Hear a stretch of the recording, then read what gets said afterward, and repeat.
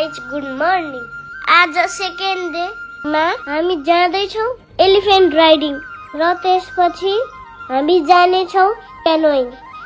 म हात्ती चोकमा फोटो खिचाउँदै गैडा चोकमा पनि। अब हामी बसमा चढेर एलिफेन्ट राइडिङ जाँदैछौँ। बाबा र म रमाइलो गर्दै भिडियो बनाउँदै जाँदैछौँ।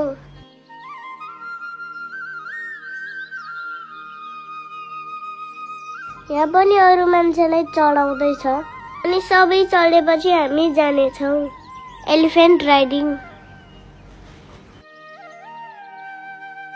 फाइनली हामी बागमारा पुग्यौँ जहाँ हामी एलिफेन्ट राइड गर्छौँ।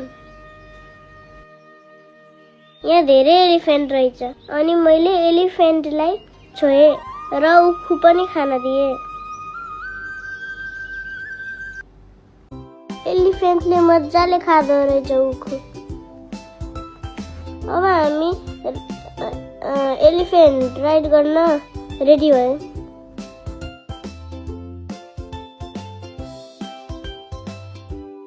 जङ्गलको बिचमा एकदमै धेरै एलिफेन्ट रहेछ। ल गाइज हेर्नु त उता पर त्यहाँ राइनो छ। राइनो राइनोले मजाले खाँदै हिँडिरह। हामी चाहिँ एलिफेन्टको माथिबाट हेरिरहौँ।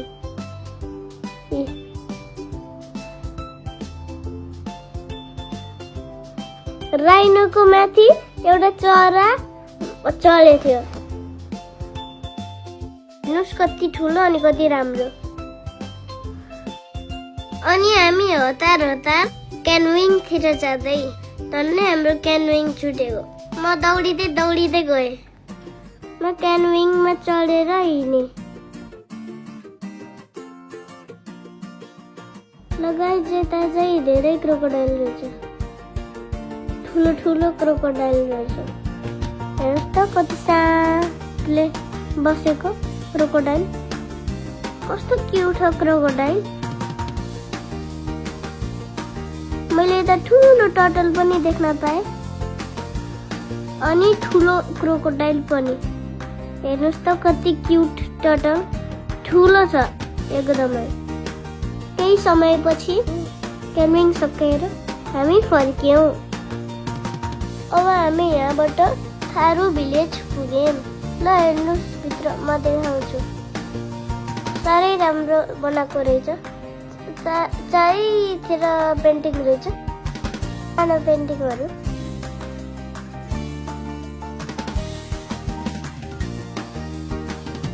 यहाँ आउँदा हजुरहरूले नछुटाउने ठाउँ, आउनै पर्ने ठाउँ। भित्र ठुलो राम्रो गार्डन रहेछ। क्रिकेट खेल्ने जस्तो। म एकछिन खटियामा स्विङ गरेँ अनि अरू पुरानो चिजहरू पनि देखेँ। त्यहाँ राखेको रहेछ। मैले कहिले नदेखेको देख्न पाएँ। थारू कल्चर।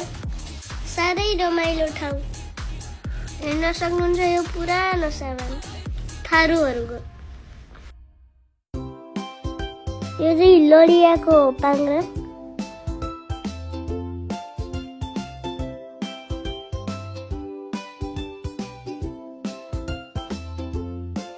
यो सबै चिज पुरानो मात्रै राखेको रहेछ। अनि म भित्र गएँ। यहाँ यस्तो छ रहेछ।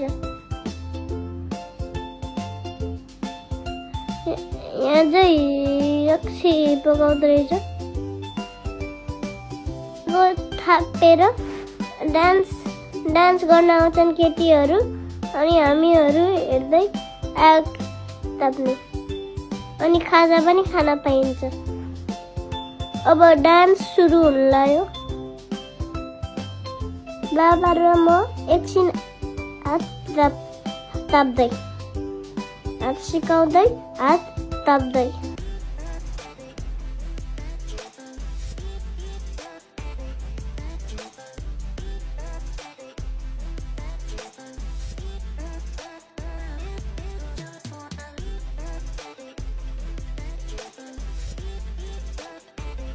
उहाँ चाहिँ मेरो बाबा।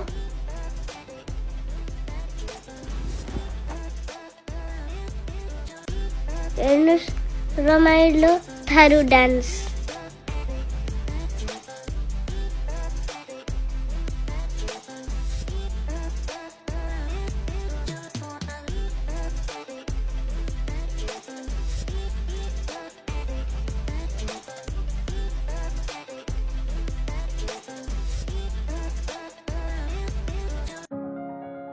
त्यसपछि पिकक डान्स रहेछ।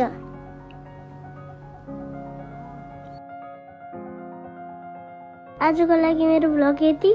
भोलि फेरि भेटौँला। ल बाई, गुड नाइट।